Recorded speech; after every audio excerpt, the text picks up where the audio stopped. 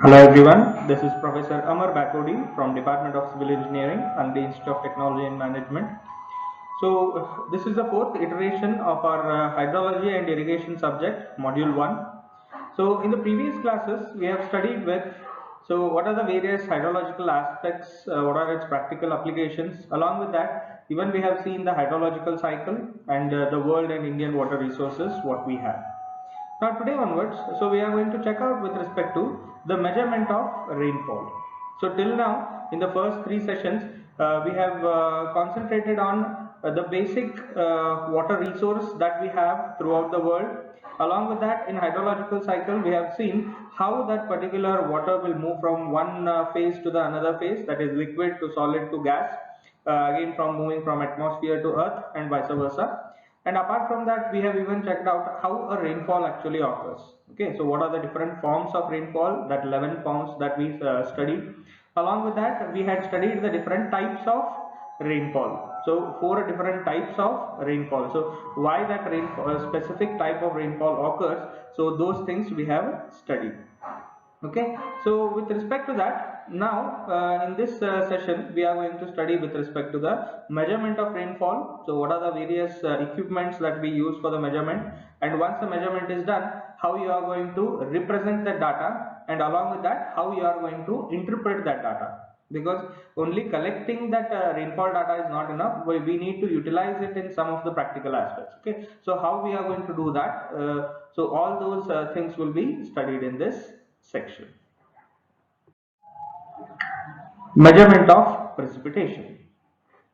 Rainfall and other forms of precipitations are measured in terms of depth, the values being expressed in millimeters and tenth of a millimeter, that is 0.1 millimeters.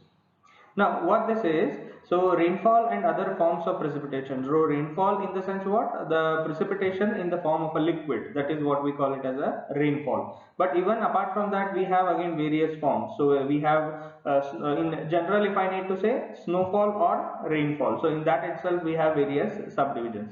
So, with respect to that, basically we express this rainfall in terms of depth of rainfall. Okay, so this depth is measured usually in terms of millimeters, and in some extent it will be 0.1 millimeter will be the least count. So if I need to say least count of these particular instruments with which we are going to measure that rainfall is going to be 0.1 millimeter. Now, so 1 millimeter of precipitation represents the quantity of water needed to cover the land with 1 layer of water, taking into account that nothing is lost through the drainage, evaporation or absorption. So what this millimeters wise, if I need to just explain it, just check out this. Imagine this is the section of that land, okay, or else let us take a pan. Okay, so imagine this pan is of quite a large size, so let us say this is of 1,000 meters. Okay, so that is 1 kilometer is the length of this particular pan, and similarly the width of the pan, that is perpendicular to this particular screen right now what you are seeing, so even imagine that as 1 kilometer or 1,000 meters. Now in this, if I need to tell you, let us say the depth of rainfall, okay, is, this is, imagine the depth of rainfall collected, so imagine this value is 10 mm. Then what actually happens is, so total quantity of rainfall that has occurred, that is in terms of volume, if you want to see, it is usually what? Area into depth. Okay, area into depth. So right now the area will be what? Your 1,000 meter square, or else 1,000 into 1,000 length into width basically. So that is going to become your area. Now the depth is nothing but what? Your depth of rainfall. So if you multiply these two, so right now it is 10 mm. So if I need to convert that into meter, so it will be what? 10 divided by 1,000.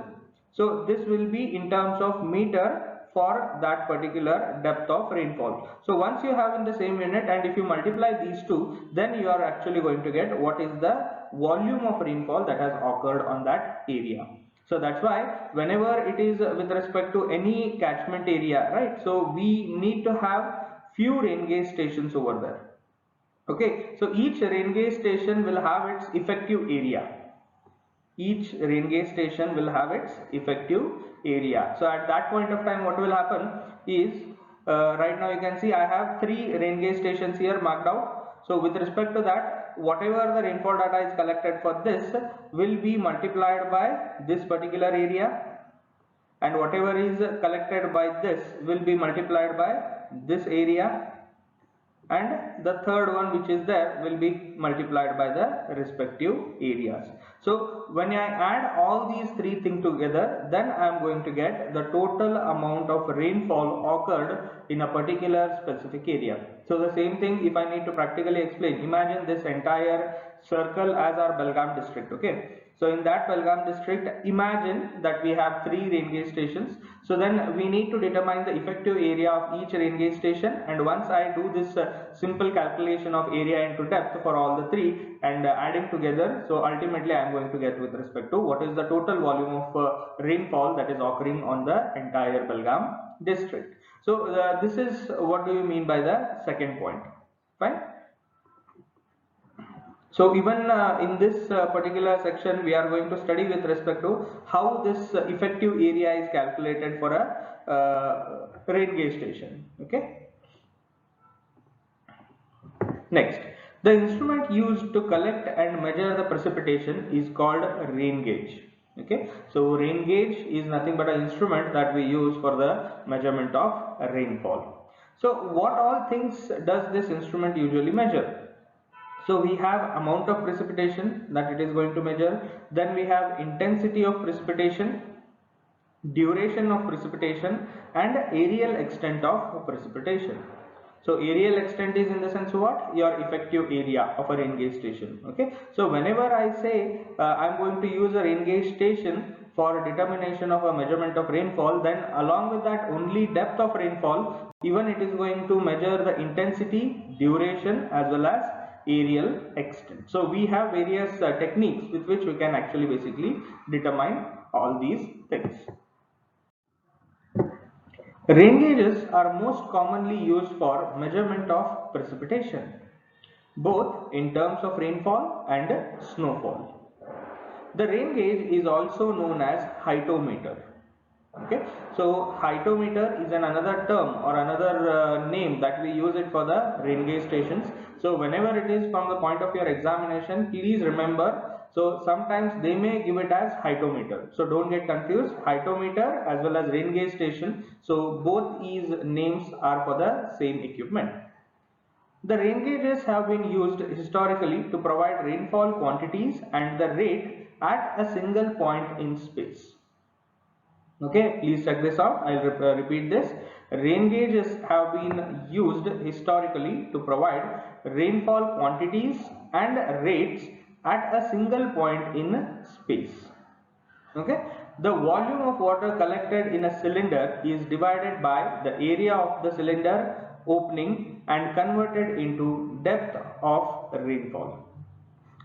Yeah, so basically what they are trying to say is, we from this rain gauge station, okay, so one difficulty I'll try to explain here. Imagine this is my entire catchment area. Okay, so Belgaum district, even if I consider, so you can see, imagine how many hundreds of kilometers squared area it is going to have.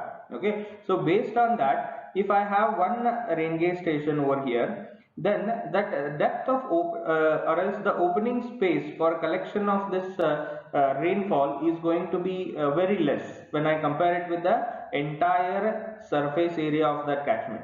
Okay, so that's why historically what we used to do is, we used to get the quantity of rainfall and the rate of rainfall at a single point, that is only at this point we usually used to get this rainfall data. Okay, but with the help of these effective areas, I can convert that into a specific area rainfall data. Okay, we have certain standards, so with which we can actually convert this single point data into a effective area data. Okay, so that's why usually historically we usually get only a single point. Okay, next is the volume of water collected in the cylinder is divided by the area of the cylinder opening and converted into depth of rainfall. Okay, Okay, so what do you mean by this is, if I draw this, okay, so usually in a simplest of rainfall data collection, what it is going to have is, it is going to just have this a cylinder with markings on top of it. Okay, right now in environmental laboratory, what measuring cylinders you use, right? So in simplest of form, it will be similar to that. Okay, and whatever the rainfall is collected, okay, you'll have something opening like this, a standard, this top width is going to be standard, so that we are going to check out in a few slides. So once that rainfall gets collected here, so imagine it has been collected for, let us say here, some 10 mm. Okay, this is the depth of rainfall as 10 millimeters. So then what we usually do is, this is nothing but the depth of rainfall over the entire catchment area. Okay, this is the simplest one, but there are few ways. Okay, there are few other types of rain gauge stations where this particular width, or else the width of this particular cylinder is quite large. So at that point of time, what they do, they measure this, or else they collect this rainfall, and let us say it has become 1000 ml. Okay, the amount of rainfall collected is 1000 ml. So at that point of time, what they do is, and just for the sake of simplicity, I just rub this. Okay, so now imagine the diameter of this particular cylinder is, let us say, 10 mm. Okay, diameter of this cylinder is 10 mm. So at that point of time, what they'll do, they'll convert this volume by convert this volume into depth. So with respect to that, what they do, divide the amount of water collected, that is 1000 ml, will be divided by the area of the cylinder. So that is pi by 4 into d square. So d is what, diameter is 10 mm, so 10 square. So this is how usually they get the depth of rainfall in terms of millimeters. Okay, so in a few cases, your area, you need to divide this volume by the area of that particular cylinder. If you have this particular width very small, okay, so that time usually directly will get the depth as nothing but the total amount of rainfall that has occurred. So this depends on the type of rain gauges that you are going to use, or the type of hydrometer that you are going to use.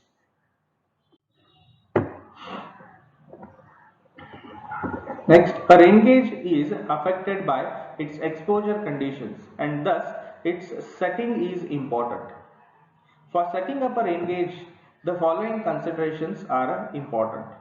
Okay, so first you need to understand, whenever we want to collect that particular rainfall data in a large area, imagine this. So this is my opening space, or this is my rain gauge station. So you can imagine this small portion, just change this, yeah. This small portion need to represent this entire area for collection of rainfall. Okay, so that's why what we need to do is, here randomly I cannot place this rain gauge station at any point. So we need to have certain rules or certain conditions that needs to be applied over here, so that this is going to represent us an accurate data. Okay, so what are the conditions for that? Let us check out. The ground must be level, and the instrument must be present in a horizontal CAD surface. Okay, so what do you mean by this? Let us check out. So if I try to draw this as the ground surface, okay, you never get that ground surface flat usually, right? So at that point of time, if you put your rain gauge station something like this, okay, then your opening itself is not horizontal, it is at an angle. So whenever this is the case, the vertical rainfall which is coming in might get distracted. That is, the amount of rainfall that is collected by this particular rain gauge station may be different from the actual rainfall which is going to happen. So that's why what the standard says is, whenever you think of placing a rain gauge station, you need to make sure that this particular the land should be always horizontal. Okay, apart from that, one more condition is whenever you put this rain gauge station, even the top surface of this rain gauge station should be horizontal only. If it gets tilted, then the quantum of rainfall that is collected by this rain gauge station will differ. So that's why the first and foremost condition is the ground should be level, as well as the top surface of the rain gauge station should be level. Okay. Next one, the gauge must be at as near as possible to the ground to reduce the wind effects, but it must be sufficiently high to prevent the splashing. So what do you mean by this? Now, if you want to let us say put this rain gauge station, okay, so at that point of time you cannot imagine ki you are going to place this at a higher elevation. That is, imagine if this is my ground level, okay, here we have a building. Okay, so you cannot say I'm going to put my rain gauge station on top of this building. No, you cannot do that. So it should be as near as possible to the ground. It should be as near as possible to the ground. So again, in once we go into the details of these rain gauge stations, you can actually check out a few rain gauge stations will be actually dug up inside. So something it like this it is going to be. Okay, so at that point of time, what this is, it should be as near as possible to the ground to avoid the wind effect. Okay, so whenever you go at a higher elevation, there the wind velocity will be much higher than at the ground level, so that's why you don't want any kind of variations that might happen. So ground level should be there, one thing. And second thing is, you cannot put this what I can say, rain gauge station something like this. Okay, so exactly the top level will be in line with the what I can say, the soil level or the ground level. So if you do this, the difficulty will be what? At any point of time, if the runoff starts, okay, then that runoff may flood your rain gauge stations. So you don't want to collect the runoff water from the rain gauge station. No, you just want to collect the rainfall data only. So that's why, so here even placing this at a very lower elevation and its top opening, which is nearer to the ground, is going to be very difficult. Okay, so that's why what we prefer is it should be near to the ground. Okay, but the top portion of this should be sufficiently high enough to prevent any kind of splashing. So splashing usually will be what? Because of the runoff, you don't want anything to get flooded. Okay, the last one is the instrument must be surrounded by an open fenced area. Okay, so open fenced area, why do we need this?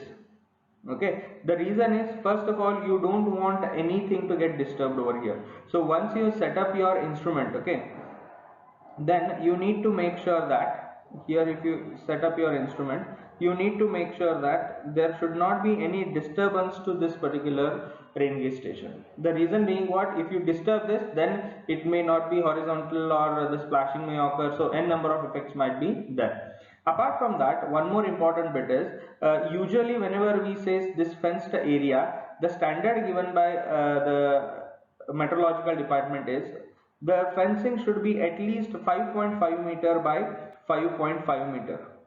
So there should not be any obstructions to this particular rain gauge stations in an area of 5.5 meter by 5.5 meter surrounding that. The reason for that is, imagine if I put a building here only, okay, then this building is going to obstruct the rainfall collection, because we may end up with few what I can say, rainfalls which will be obstructed by this building. So that's why you don't want any buildings of these kind, or even trees or large boulders or any obstructions basically should not be there in the vicinity of the rain gauge station. So the first condition should be what? The fence area should be 5.5 meters by 5.5 meter, one thing. And the second condition what we are going to have over here is, we need to make sure that, okay, imagine in 5.5 I don't have any obstruction, okay, but by the side of that I have a building. By the side of that I have a building, large building, imagine that. Then at that point of time what it should be is, if the let us say if the height of the building is, let us say 15 meters, okay, if the height of the building is, let us say, 15 meters, then the condition is what? The building, or else the distance from this rain gauge station to this building should be at least 30 meters. Should be at least 30 meters. Here I am not talking with respect to the fencing, but any other obstructions that are going to be there. So if a building is there of length 15 meters, then double the height of this obstruction should be the distance from the rain gauge station to the obstruction. I hope you are getting this. I will repeat this once again.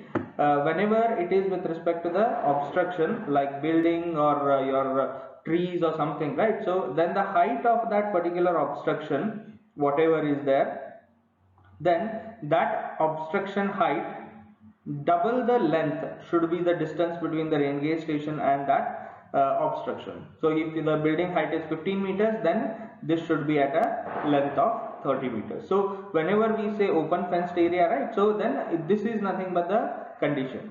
There should not be basically any obstructions which are going to which needs to be there near that rain gauge station. So if those obstructions are there, then obviously the accuracy with which your rain gauge station is going to work is going to be very less. Okay, so these are the basic what I can say conditions that we need to take care of before setting up this rain gauge station.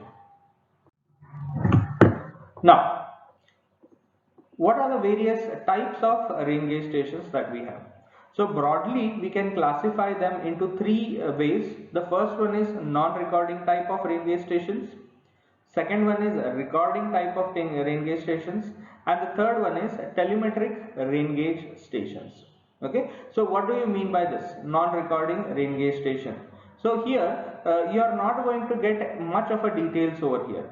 So here you are just going to get the depth of rainfall, that's it. Here you are not even going to get what is the duration of rainfall, what is the intensity of rainfall, or what is the areal extent of the rainfall. So the other three things are not going to be available here. Just it is going to be the depth of rainfall for a particular period of time. And that rain gauge stations, what we call it as Simon type of rain gauge stations. And in India, basically, this is the most simplest and the most widely used rain gauge stations what we have. Okay, so if you have seen any of the rain gauge stations in person, you might have observed that. So a person, a designated person will be coming there at exactly 8:30 in the morning to collect that rainfall data. He'll empty that particular cylinder in which the rainfall is collected, and again he is going to put it back. So in general terms, if I need to say, for a 24-hour rainfall which is going to be there, so that will be assessed by this Simon type of rain gauge station. Okay, this is the non-recording type.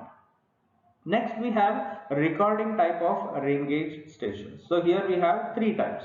One is tipping bucket type, second is weighing bucket type, and the third one is siphon type of rain gauge station. So here these rain gauge stations are a bit advanced version of this non-recording. Okay, so as the name indicates, they are going to record the rainfall data. Okay, so in terms of what then? Okay, so here what we will get is here we will get the total quantity of rainfall that has occurred, along with that even the duration of rainfall that has occurred, along with that the intensity of rainfall that is going to occur. So all these things will be measured with respect to the recording type of rain gauge stations. Now the next part is the above two, tipping bucket and weighing bucket. So these two rain gauge stations just record those things just now I mentioned, but they cannot empty themselves. So if you are using these two types, then there should be a dedicated person who is going to go there and empty that particular cylinder or content in which that rainfall water has been collected, and once it is emptied, then only the further collection of data is available. Okay, so at a particular specific time period, so a person needs to be dedicated for emptying the container for the first two, that is tipping bucket and weighing bucket. Whereas for siphon type of rain gauge, it automatically empties itself. Okay, so if the water level in that cylinder goes beyond a particular level, automatically that particular emptying process is going to take place. So that's the advantage of siphon type of rain gauge station. So it has all the advantages as we have seen in tipping bucket and weighing bucket. Plus the additional thing is what? It can self-empty itself. Okay. Now the last one is telemetric rain gauge station. So in this telemetric rain gauge station, we have two ways. That is, one is a radar measurement. So with the help of radar, we are going to check out the aerial extent as well as intensity, duration, and the quantity of rainfall that has occurred. Apart from that, we have again tipping bucket type of rain gauge station. So this tipping bucket, which is there in recording type, the same system can be connected to a server, okay, through various instruments, and that data can be accessed remotely. So the advantage of tipping bucket will be we can access the data of tipping bucket rain gauge station from a quite far distance. So usually these are preferred for where in a mountainous region, so where the continuous communication or road network is not that great, and even to approach that particular rain gauge stations, it provides a lot of practical difficulties. So that time we usually go for telemetric rain gauge stations. Now if you check out your syllabus, okay, this is quite important. If you check out your syllabus, only the Simon and Siphon type of rain gauges are available in your syllabus. Okay, so please don't ever think that the other type of rain gauge stations are not going to be asked. No, they usually ask with respect to the set of rain gauge stations, whether it is record, not recording, or recording type. So that's why please don't neglect the other type of rain gauge stations what we have. So if you check out the previous year question papers also, at that point of time you can imagine you have all these type of rain gauge stations which are being asked. So that's why we need to study all these type of rain gauge stations. So the first one, that is non-recording rain gauge stations. The first one is non-recording rain gauge stations. So here the name itself is Simon's type of rain gauge station. It is a Simon rain gauge station. Okay. So let us check out what all things are available over here. So if you check out, this is nothing but a masonry foundation block of 60 centimeter by 60 by 60 centimeter. Okay. And this is the ground level. So you can check out here your particular bottom of this container, this glass bottle where the rainfall is going to get collected is almost at that particular ground level only. Okay. Now the next thing is, you can check out the foundation work has gone beneath the ground. The foundation depth has gone beneath the ground. So total depth is what? 60 centimeters till here. Out of that, 5 centimeters is above this, above the ground, whereas 55 centimeters is below the ground. 55 centimeter is below the ground level.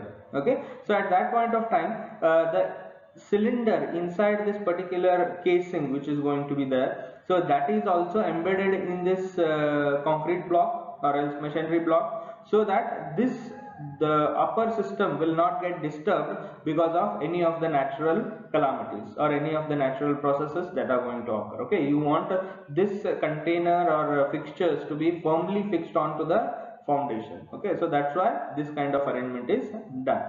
Now if you check out what all things are there in the top portion, let us try to check out that. First one, the opening size is how much? 12.5 centimeters. So you can imagine that is a very small sized rain gauge station. So the opening is quite small, that is only 12.5 centimeters.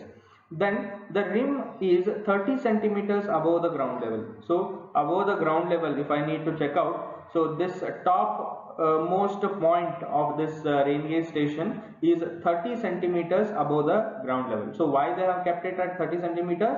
The reason is you don't want any flooding or splashing to occur which may enter into this bottle. So that's why this is at a elevation of 30 centimeters. Next, below that rim, we have something called as a funnel.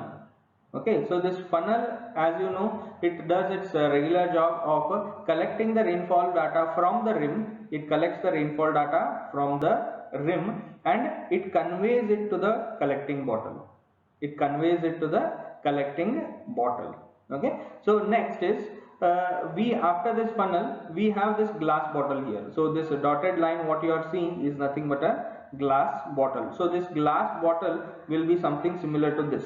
Okay, measuring jar. So this may be of plastic or glass. So based on the requirements, basically it may be of both the materials. Okay. Then we have these calibrations of marking on top of this. Okay, so as and when the water is collected over here, so we are going to check out what is the depth of that rainfall, and based on that, that is will be the quantum of rainfall that has occurred over the entire surface area or entire the catchment area. So this is how we are going to measure with this. Now, apart from this dotted line, if you check out, we have something called as metal casing on the outside. We have something called as metal casing on the outside. The reason for providing this metal casing is to provide the protection for this glass accessories. Okay, you don't want glass accessories to be broken or disturbed or something of that sort. So that's why first we have this concrete block where the entire what I can say foundation is firmly placed, and on top of that again we are going to have this section, metal casing section, embedded into that foundation, so that we are going to have a firm place where we are going to add our accessories. Then this glass enclosure, this particular rim as well as this funnel will be encased in a metal casing, so that this entire arrangement will not get disturbed at any point of time. Okay, so this is how our Siemens rain gauge station construction is there. So the only thing that you need to remember is, please don't change these dimensions. Okay, so because these dimensions and the dimension of this top diameter, top rim and all these things, these are standardized by the government itself after numerous studies what they have conducted. So based on that, they are going to fix up with these. So that's why we need to make sure that this dimensions needs to be kept as it is if you are trying to explain the Simon type of rain gauge station. Now then this is basically the construction and how it looks and how it functions. Okay, so in the next slide let us just go through the processing of this and at what time we usually collect the data. So those things we'll just discuss in the next slide. Okay, Simon type of rain gauge station. So the non-recording rain gauge used in India is the Siemens rain gauge station. So as I said, so most commonly used rain gauge station in India is nothing but the Siemens rain gauge station. It consists of a funnel with a circular rim of 12.7 centimeter diameter and a glass bottle as a receiver. So you can check out here, it consists of a funnel of circular rim of 12.7 centimeter diameter and a glass bottle as a receiver. So it collects the water from rim, okay, and give it to the glass bottle. So the funnel basically works in that way. But you might have a question that in the last slide I have shown the diameter as 12.5 centimeters for the rim. So the top portion had a 12.5 centimeters diameter. Why then the receiver has more diameter than that? Okay, so that is because of the safety. Okay, so if I like to draw it, imagine this is the rim. Okay, the where the water is going to first enter into this rain gauge station. Then this particular uh, receiver will have a bit of additional diameter, something like this. Then here you are going to have that particular glass, okay, or the collector. So why this additional space is required is just for the sake of safety. So whatever the water is being collected through the rim, you don't want anything to again go back or leak from this receiver. So that's why here you can check out, it is actually 0.2 centimeters more than, or else that is just 2 mm more than the diameter of the rim. So why that 1 mm additional offset is given for both the cases? So that we don't want any kind of leakages or any kind of mishap that is going to happen over there. You want a foolproof system for collecting the rainfall data. So that's why here it is 12.7 centimeter diameter, which is going to be there for the funnel. Okay, now next thing, the cylindrical metal casing is fixed vertically to the masonry foundation with the level rim of 30.5 centimeters above the ground level. Okay, so here you can check out, the cylindrical metal casing is fixed vertically to the masonry foundation with a level rim at 30.5 centimeters above the ground level. So here that it indicates what, the thickness of the rim is 5 mm. So if you check out the previous slide, the top level would be 30 centimeters above the ground level. Here it is 5 mm more than that. That indicates the thickness of the rim is 5 more mm for this. Okay, the rain falling into the funnel is collected in the receiver and is measured in a special measuring glass graduated in of rainfall. When full, it can measure 1.25 centimeter of rain. So with respect to this, you can just check out that particular cylinder, what is going to collect this rainfall. It usually has that graduations on the side as I have shown in the previous slide. Okay, so whenever it is full, so as per the Siemens rain gauge station, we are going to have a maximum depth of collection as 1.25 centimeters of rain. So it cannot collect more than 1.25 centimeters of rainfall. Okay, so the rain falling into the funnel is collected through receiver and is measured in a special measuring glass graduated in of rainfall, and when it full, it can measure 1.25 centimeters of rainfall. So that is, the total depth is going to be what? 1.25 centimeters. Now the rainfall is measured every day at 8:30 a.m. Hours IST. IST is Indian Standard Time. Okay, so 8:30 is morning 8:30. Okay, so at that point of time, you can see every day, basically the thing should be what? Every day at 8:30 a person should come, he should measure what is the depth of water collected in this cylinder, note it down, and then he needs to empty this and again put it into that particular metal casing. So every day this particular process needs to happen. Since there are no mechanical moving parts over here, so then basically nothing special over here. He just need to open that container, take out that cylinder for the measurement of rainfall, note it down, empty it, again put it back. So the same process will continue. Now the difficulty actually comes whenever what happens if the amount of rainfall per day. Okay, because at every 24 hours interval he is going to come and collect this. Okay, but now you might have a question that if the rainfall occurring is more than 1.25 centimeters per day, then what actually happens? Right, so then usually what will happen? So if that is the case, this will start overflowing, and once it starts overflowing, you are not going to get any accurate results. So for that, what they do, let us check out in the next point. During heavy rains, it must be measured 3 or 4 times in a day. Okay, based on the intensity of rainfall that you are going to have, you should measure at least 3 or 4 times of rainfall per day. Okay, let the receiver fill, okay, and overflow, but the last measurement should be at least at 8:30 hours IST, and the sum of total of all the measurements during the previous 24 hours entered in the rainfall of the day in the register. So what do you mean by this is, basically we will have that rainfall collection register. So that particular person who is going to come needs to enter the data in his logbook. Okay, so for this logbook, he will have his date, that is the day, date, whatever is there, that will be filled up here.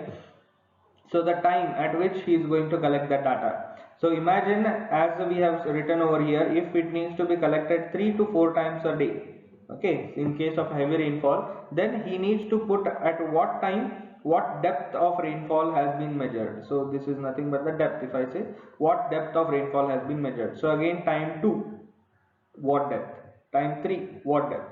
So for the same date, he is going to write it 2 or 3 or 4 times. So for once that entire 24 hours is complete, then the total amount of rainfall that has occurred for the whole day is going to be measured. So if you add up, basically that is how you are going to get the amount of rainfall. So that is what this particular point means to you. Next, usually rainfall measurements are made at 8:30 hours IST and sometimes 7:30 hours IST also. So 17:30 is what? Right? So it is 5:30 in the evening. Okay, so it is 5:30 in the evening. So the rainfall is also measured. So out of these two times, basically based on the convenience, the measurement of rainfall is going to occur if you are using a Siemens rain gauge station. Now apart from that, thus The non-recording or Simon rain gauge gives only the total depth of rainfall for the previous 24 hours, that is a daily rainfall, and does not give the intensity, duration of the rainfall during the different time intervals of the day. So as I explained, so the Simon rain gauge station or a non-recording type of rain gauge station, it only gives you the total amount of rainfall that has occurred within a duration of 24 hours. That's it. So it is not going to give you at what time the rainfall started, what time it finished, what was the intensity. So all such kind of things are not going to be given by the Simon's type of rain gauge station. It is often desirable to protect the gauge from being damaged by cattle, and for this purpose a barbed wire fence may be erected around it. So as we have said regarding the conditions, okay, so for the establishment of these rain gauge stations, then we need to make sure that there should not be any obstructions or mishaps because of the natural processes as well as because of any of the animals. So that's why a barbed wire fence is much more appreciated whenever you are using this Simon type of rain gauge or any other type of rain gauge basically. So you don't want to disturb that particular setup once it is done for that.